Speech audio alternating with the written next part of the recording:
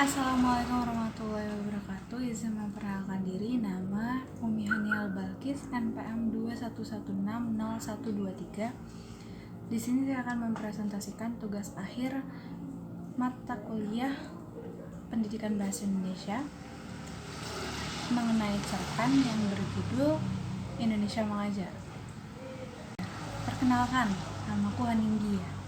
Hani, begitu aku biasa disapa. Beberapa tahun lalu, saat masih duduk di bangku SMP, aku pernah secara tidak sengaja menonton acara televisi yang menampilkan sebuah acara volunteer pengabdian di berbagai pelosok Nusantara. Bermula dari ketidaksengajaan itu, aku tertarik dengan acara tersebut. Kala itu aku ingat sekali, aku sedang memimpikan bisa berjalan-jalan keliling Indonesia. Hingga suatu hari di sekolah, aku pernah berucap begini, "Seru kali ya kalau bisa traveling kayak keliling Indonesia," ucapku kala itu pada teman sebangku. "Hei, kamu pikir itu mudah?" "Tentu saja tidak," jawab temanku. "Jangan bayangkan kehidupan di kota dan daerah sama, Hani," tambahnya lagi. "Iya, aku tahu," ucapku. "Selain itu, kamu harus punya uang, wawasan yang luas, dan setidaknya berbagi hal-hal yang bermanfaat." Aku mengangguk setuju akan ungkapannya. Dari obrolan tak sengaja ini, aku berniat untuk bisa bergabung sebagai volunteer setelah lulus. Hingga beberapa tahun kemudian, keinginan itu terwujud lewat seorang teman yang juga memiliki niat yang sama.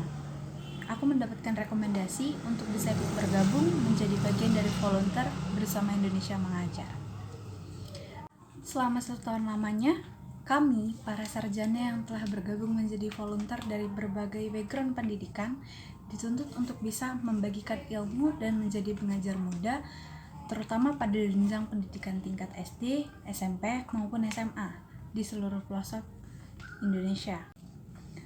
Melepas banyak hal dan peluang karir di kota, membuatku memilih menjadi seorang volunteer dan mengabdikan diri sebagai pengajar muda di pelosok Bumi Cendrawasih. Menjadi volunteer tidak semudah yang aku bayangkan, sebab banyak hal yang baru aku pelajari selama 1 tahun ke belakang. Pro kontra yang terjadi dan yang aku alami, baik dari lingkungan teman, bahkan keluarga, tentu saja banyak, sangat amat banyak. Banyak yang tidak setuju akan keputusanku, tetapi aku tetap pada pendirianku. Banyak pula yang mengungkapkan, "Kenapa sih harus jadi volunteer? Yakin nyaman hidup di desa?" Namun kala itu aku hanya tersenyum sembari menjawab, sebaik-baiknya orang adalah orang yang bermanfaat buat orang banyak. Sarana dan prasarana yang tidak memadai, juga akses yang sulit, terutama internet, membuat aku begitu tertantang untuk menjalani misi selama 1 tahun untuk mengabdikan diri di sini. Sulitnya akses menuju desa, juga sarana dan prasarana yang kurang memadai membuat kami harus bekerja ekstra. Selain menjadi tenaga pengajar, kami juga dituntut untuk bisa cepat beradaptasi dengan masyarakat sekitar dan berbaur dengan budaya yang ada di sana. Memiliki latar belakang tenaga pendidik membuatku tidak begitu sulit untuk melakukan pengabdian selama 1 tahun lamanya.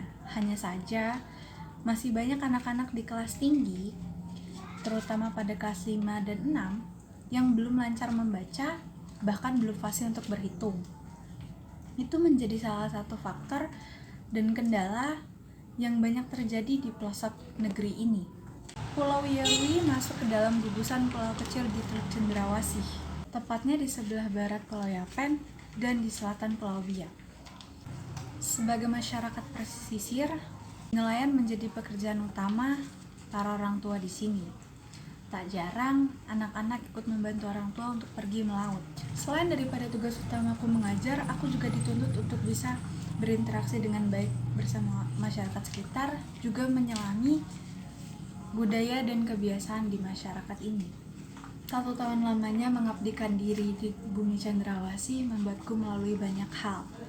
Jauh dari keluarga, juga tidak akan pernah melupakan hal yang telah aku lalui selama 1 tahun di sini seumur hidupku. Tidak menyangka bahwa perjalanan 1 tahun begitu cepat berlalu, membuatku sadar bahwa pengabdianku telah usai. Dan aku bangga bisa menjadi bagian dari volunteer Indonesia Mengajar dan mengabdikan diri untuk membagi apa yang aku miliki kepada masyarakat di pelosok Nusantara, terutama di bumi Cendrawasih.